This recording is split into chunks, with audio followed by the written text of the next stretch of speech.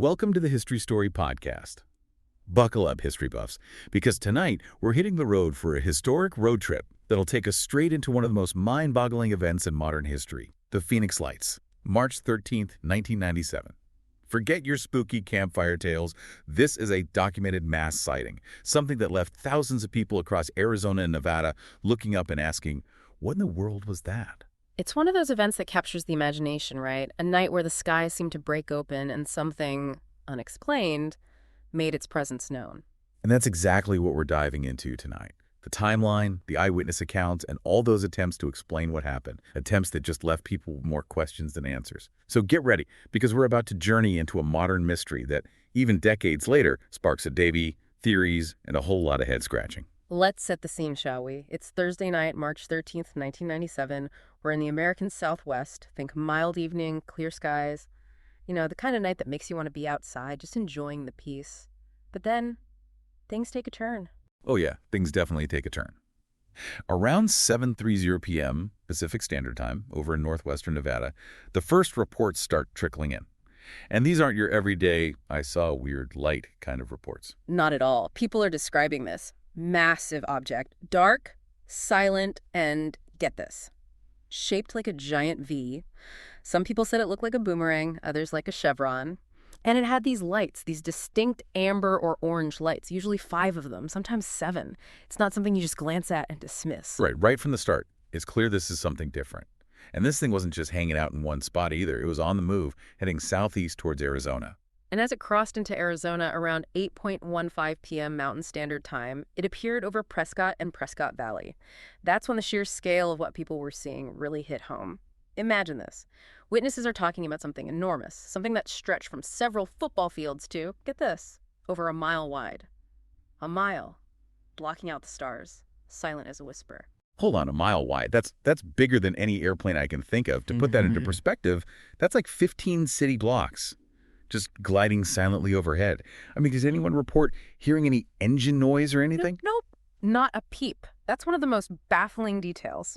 Witnesses consistently emphasized the silence. It wasn't just quiet, it was this eerie, absolute silence. And some people even talked about feeling this presence, like something incredibly powerful and strange was passing over them. Okay, so we have this massive, silent, V-shaped thing cruising across the sky. Yeah. And then it gets even weirder. Oh, it definitely does. Now we fast forward to the Phoenix metropolitan area. We're talking roughly 8:30 p.m. to 10:30 p.m. Mountain Standard Time. And this isn't just a few isolated sightings anymore. It's a mass event. Thousands of people across the entire area are looking up and seeing the same thing. Families, drivers who pulled over in awe, even pilots in the air. Imagine the confusion, the sense of wonder, and maybe even a little bit of fear. Yeah, you can't just brush that off as a few people seeing things. Thousands of witnesses, all independently reporting the same unique object. And what's really interesting is how similar all the descriptions are. Exactly. Across all these different viewpoints, the same details emerge. The V shape, the immense size, the absolute silence, those distinct lights, and that steady southeastward movement. It's almost like a coordinated, silent ballet across the sky. But the night wasn't over yet. Right around 10:00 p.m. Mountain Standard Time, a whole different set of lights appeared over Phoenix. Right. This is where things get a little tricky, because now we're talking about 2 separate events that happened on the same night. This second set of lights was different. Instead of moving across the sky, it was a stationary arc of bright amber lights, and these slowly descended behind the Estrella Mountains. Now, those are the lights that most people associate with the Phoenix Lights, the ones you usually see in photos and videos. Exactly. It's important to distinguish between these 2 sets of lights because they might not be related. So now we have this initial giant, silent V shape followed by this arc of descending lights. It really begs the question, was it all part of the same phenomenon, or were these 2 completely separate events happening in the same place on the same night? It's almost like a 2-act play, with a grand opening and a more localized, almost poetic closing act. But before we try to figure out what those acts meant, let's take a step back and consider the context. It's 1997. Bill Clinton's in the White House. The internet is still kind of this new thing. Most people have those clunky brick phones. And don't forget, the X-Files was at the height of its popularity. There was this cultural fascination with the unexplained, with the possibility that we weren't alone in the universe. Absolutely. So the idea of something unidentified in the sky probably sparked a different kind of reaction back then. It wasn't necessarily seen as an immediate threat or a national security issue. There was more room for wonder and curiosity. It was a time when people were more open to the idea that there might be things out there we just didn't understand. Exactly. It's important to remember that pre-911 mindset, the world was a different place. And in that context, the public reaction to the Phoenix Lights makes a lot of sense. So what was the immediate response? People must have been freaking out, right? Calling 911, flooding news stations with calls. What were the authorities saying? Well, initially it was chaos. People were bewildered, trying to make sense of what they'd just seen. 911 lines were jammed, news stations were inundated with calls, and the authorities, well, they weren't exactly helpful. What do you mean? Do they have any explanation? At first, no. Air traffic controllers at Sky Harbor Airport had some reports of unusual activity, but nothing on their radar that matched the scale of what people were describing. And the official response, it was slow and, to be honest, dismissive. They basically told people, we don't know what you saw, but it wasn't anything to worry about. That seems like a strange reaction, especially given the number of witnesses. You'd think they'd at least acknowledge that something unusual had happened. Right, especially since Luke Air Force Base, a major military installation, is right near Phoenix. You'd think they'd have an explanation. So what did Luke Air Force Base say? At first, they denied everything, claimed they had no aircraft in the air that night, no unusual activity, no radar contact, nothing, which, given the number of eyewitnesses, just made people even more suspicious. It added fuel to the fire. I can see why. It's like they were trying to sweep it under the rug. Mm. And what about the media? How did they cover it initially? Well, surprisingly, the initial media coverage was pretty slow. It took a while for the story to gain traction. Part of the reason, it seems, was the lack of clear visual evidence, especially of that initial V-shaped object. People had seen it, described it in detail, but there wasn't much in the way of photos or videos. Remember, this was 1997, before everyone had smartphones with high-quality cameras. So what was the official explanation that eventually came out? What did they finally say people saw? Okay, here's where things get interesting, and it's important to pay attention to this distinction. The official explanation focused mainly on those second lights, the ones that appeared over Phoenix around 10 p.m., those descending amber lights. Right, the ones that were actually caught on film. Exactly. Eventually, Luke Air Force Base admitted that those lights were flares, specifically high-intensity illumination flares dropped from A-10 Warhog aircraft during a training exercise called Operation Snowbird. Okay, so for the later lights, there's a fairly plausible explanation. Flares make sense. Bright, amber, descending. It fits the description. On the surface, yes. The timing and location align with the military exercise as well. So for those lights, the flare explanation seems pretty solid. But, and this is a big but, the authorities initially tried to apply this explanation to the entire event. They tried to claim that the massive V-shape people saw hours earlier, across hundreds of miles, was also just flares. Wait, hold on. Flares that flew in formation for hundreds of miles? Flares the size of a mile-wide aircraft. And silent flares. Come on, that doesn't add up at all. Exactly. That's where the outrage started. People who had witnessed that enormous silent V-shape were understandably furious. They knew what they'd seen, and it wasn't a bunch of flares. That's when the accusations of a cover-up really started flying. I can see why. It feels like they were trying to downplay something truly extraordinary. And that's what makes the Phoenix Lights such a cornerstone of ufology, right? It's not just a bunch of hazy stories. It's one of the most witnessed and documented mass UFO sightings in history. Right. And it happened in a relatively recent time, which makes it all the more intriguing. It's become this local legend in Arizona, a where were you when kind of moment. Absolutely. It's a moment etched in the memory of so many people. And it's a constant reference point in discussions about UAPs or unidentified aerial phenomena. It really highlights the difficulties and challenges we face when trying to explain events where official explanations clash with what people experience. It really raises questions about what we know, what we don't know, and what we choose to believe, even when faced with overwhelming eyewitness testimony. It does. And that's why we need to examine the various theories that attempt to explain the Phoenix Lights. Right. Let's dive into the theories. First up, the official explanation, the flares. It seems plausible for the 10:00 p.m. lights, but how about for that giant V shape? Who buys that? Well, for those 10 p.m. lights, the evidence is pretty convincing. Military officials, many journalists, and a lot of skeptics who focus on the photos and videos generally accept the flare explanation. Luke Air Force Base confirmed they were dropping those specific types of flares, LUU-2BB illumination flares, in that area around that time. And the visual characteristics match up. So if we just isolate those lights, the flare theory holds water. But applying that to the massive V shape, that's a different story. Yeah, that seems like a stretch. So what's another theory that tries to explain the V shape? Well, one theory suggests that it could have been misidentified conventional aircraft. The idea is that maybe it was a formation of jets like A-10s flying in a V formation, and that due to altitude, wind conditions, or whatever, the engine noise wasn't as noticeable on the ground. So maybe people saw a bunch of planes and thought it was one giant object. I guess that's possible. The human eye can be tricked, especially at night. Right. But there are a few problems with this theory. First, those who were directly underneath the object consistently reported absolute silence. And we're talking about something a mile wide. Even a formation of jets that large should have produced some noticeable noise. Plus, no military branch has ever confirmed any flights of that nature in the area at that time. And let's not forget, people were seeing the V shape long before it even reached Phoenix. Okay, so the misidentified aircraft theory has some holes. What about something a bit more out there? Could it have been a secret military project, the so-called Black Project? After all, Arizona has a lot of military bases and testing ranges. It wouldn't be too crazy to think they might be testing some top-secret tech there. Right. That's a theory that a lot of people find intriguing. The idea is that the V-shape could have been some prototype stealth aircraft, an experimental lighter-than-air vehicle, or some other advanced technology that they were testing out over Arizona's vast and relatively unpopulated areas. It kind of makes sense. The government definitely has a history of keeping secrets about advanced technology. It does. But the problem is, there's no evidence to support this theory. No leaked documents, no insider testimonies, no debris, nothing. And from a logistical standpoint, flying a massive, slow, and silent experimental aircraft at relatively low altitudes over populated areas seems like a risky strategy for a secret test flight. So, while it's a fun theory, it doesn't really hold up to scrutiny.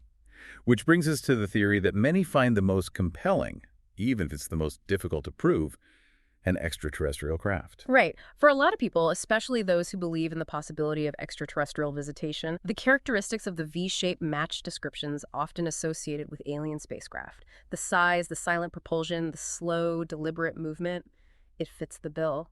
And for many, it's the only explanation that truly accounts for all the strange details that were reported. I can see the appeal. But for those who need concrete evidence, what would you say? The biggest challenge for this theory, as with any claim of extraterrestrial involvement, is the lack of hard proof. While it might fit the description, it's still an explanation of last resort in the absence of something more tangible. But that doesn't mean it's not worth considering. The sheer number and consistency of the eyewitness accounts, many of which defy conventional explanations, make it difficult to completely dismiss the possibility. Okay, so we have these theories that range from somewhat plausible to really out there. But what about the idea that it was all just mass hysteria, that everyone saw something and then their imaginations ran wild? Well, some skeptics and psychologists have suggested that maybe it was a case of misidentified lights or aircraft combined with the power of suggestion. The idea is that once the story started circulating, people started seeing what they expected to see, even if it wasn't really there. It's like how a rumor can spread and become distorted over time. But with so many witnesses spread out over such a vast area, that seems unlikely. It's hard to imagine how thousands of people could have the same hallucination. Right. And remember, the initial reports started coming in before the media even picked up this story. So it wasn't like people were being influenced by news coverage or social media. They were seeing something strange and reporting it independently. And the timeline really makes the mass hysteria explanation pretty weak, especially for that initial V-shaped sighting. So it seems like the mass hysteria theory doesn't really hold up. And then there are those theories that go even further, suggesting things like interdimensional portals or celestial projections. Right. Those are definitely on the more speculative end of the spectrum. While they're intriguing, there's really no evidence to support them. They're more like thought experiments than serious explanations. So it seems like the main debate revolves around whether the V-shape was a secret piece of human technology or something truly unknown, something beyond our current understanding. Absolutely. It's a mystery that continues to fascinate and intrigue. Now let's shift gears and talk about the aftermath and the legacy of the Phoenix Lights.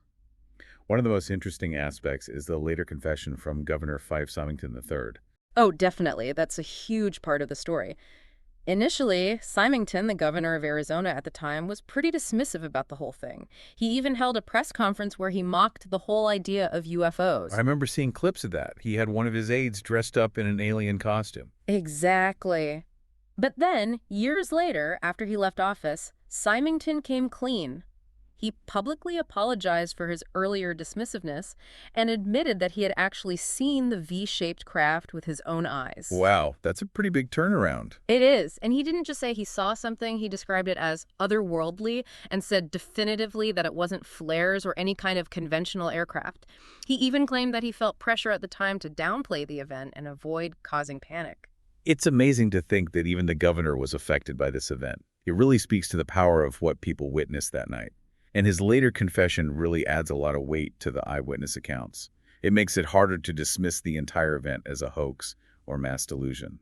Absolutely. It throws a wrench into the official narrative and forces us to reconsider what really happened. And culturally, the Phoenix Lights have become this iconic event, referenced in all sorts of media. Yeah, you see it everywhere. Documentaries, TV shows, books. It's become a staple of UFO lore. There's even a documentary called The Phoenix Lights that dives deep into the whole story. Right. It's been featured on shows like Unsolved Mysteries, and it pops up in all sorts of History Channel and Discovery Channel specials. And books like Leslie Kean's UFOs give it a prominent place. It's become part of our collective fascination with the unknown. And for the people of Phoenix, it's become almost like a local legend. Definitely. It's a shared experience, a story that's passed down, and a source of local pride and intrigue. And even beyond Phoenix, it's become a significant event in the ongoing discussion about UAPs. Especially now, with more attention being paid to UAPs and the government taking it more seriously. The Phoenix Lights is often cited as an example of why we need more transparency about these sorts of events. It shows how easily credible eyewitness accounts can be dismissed or downplayed. Absolutely. It's a powerful case study in how we, as a society, deal with the unexplained. And it makes you wonder, have there been any similar sightings since 1997? There have been some anecdotal reports of strange lights in the area, but nothing on the scale of what happened on March 13th, 1997. That night seems to have been unique. Now, before we wrap up, let's talk about some of the intriguing little details that make this story even more fascinating. For example, did you know that Kurt Russell might have been one of the first people to report seeing something unusual that night? Yeah. Isn't that wild? Years later, Russell revealed that he was flying his private plane near Phoenix that very night. He was taking his son, Oliver Hudson, to see his girlfriend, and he reported seeing strange lights to air traffic control. He didn't even realize it was the Phoenix Lights until years later when he saw a documentary about it. That's amazing. It adds a whole other layer to the story. And speaking of amazing, the sheer scale of the entire event is mind-boggling. We're talking about sightings stretching from Nevada, across Arizona, and possibly even into Mexico. That's a huge distance covered in a relatively short amount of time. It is, about 300 miles over 3 hours. And we can't forget that eerie silence. People consistently reported that the V-shape was completely silent, which defies our understanding of aerodynamics and propulsion. How can something that large move through the air without making a sound? It's one of the most baffling aspects of the whole event. And while most people describe seeing a V-shape, there are also reports of other shapes like triangles and wedges and even individual orbs flying in formation. So it wasn't a completely uniform experience for everyone. Right. It makes you wonder if there were multiple things happening that night or if people were interpreting what they saw differently. And the fact that there's very little clear photographic or video evidence of the V-shape despite the huge number of witnesses is also quite strange. You'd think someone would have gotten a good shot. It's true. But remember, this was before everyone had high-quality cameras in their pockets. And trying to capture clear footage of a large, dark object at night, especially with the technology available in 1997, would have been extremely difficult. And then there's the whole radar issue. Officially, there were no radar returns for the V-shape, but there are anecdotal accounts and later investigations that suggest there might have been some radar anomalies. So maybe it did show up on radar, but was intentionally downplayed or even covered up? It wouldn't be the first time something like that happened. It's definitely a possibility that some people believe. And speaking of people who believed, we can't forget about people like Councilwoman Frances Emma Barwood. She was one of the few officials who really took the Phoenix Lights seriously and pushed for a proper investigation. She was a true champion for the witnesses, collecting hundreds of testimonies and demanding answers. She faced a lot of ridicule for her efforts, but she never gave up. It's a testament to her dedication. And then there are those more unusual accounts, stories of people experiencing strange sensations or even healings associated with the V-shape. Yeah, those stories add a whole other dimension to the mystery. While they're not as widely reported or accepted, they're still part of the lore surrounding the Phoenix Lights. They highlight how these kinds of events can spark not just curiosity, but a sense of wonder and even a search for deeper meaning. It's a reminder that we humans are always looking for answers, even in the face of the unexplainable. Well, there you have it, the Phoenix Lights. A night where thousands of people witnessed something extraordinary, something that continues to baffle and intrigue us to this day. We've explored the timeline, the eyewitness accounts, the official explanations, and the many theories that attempt to make sense of it all. And Governor Symington's later confession adds a powerful layer of complexity and mystery. It's a story that reminds us that there's still so much we don't know about our world and the vast universe beyond. And maybe, just maybe, there are things out there that defy our current understanding. It's a thought-provoking reminder that the world is full of mysteries, and sometimes the best we can do is keep asking questions and searching for answers. So, as we wrap up this historic road trip, what are your thoughts? Was it a secret military project, a natural phenomenon we don't yet understand, or something else entirely? We'd love to hear your theories. Head over to our website or social media pages and let us know what you think. And in the meantime, keep looking up, keep exploring, and never stop questioning the world around you. Because who knows what other mysteries are waiting to be discovered. Thanks for joining us on this journey into the heart of the Phoenix Lights. Until next time, keep exploring the fascinating world of history with the History Story Podcast.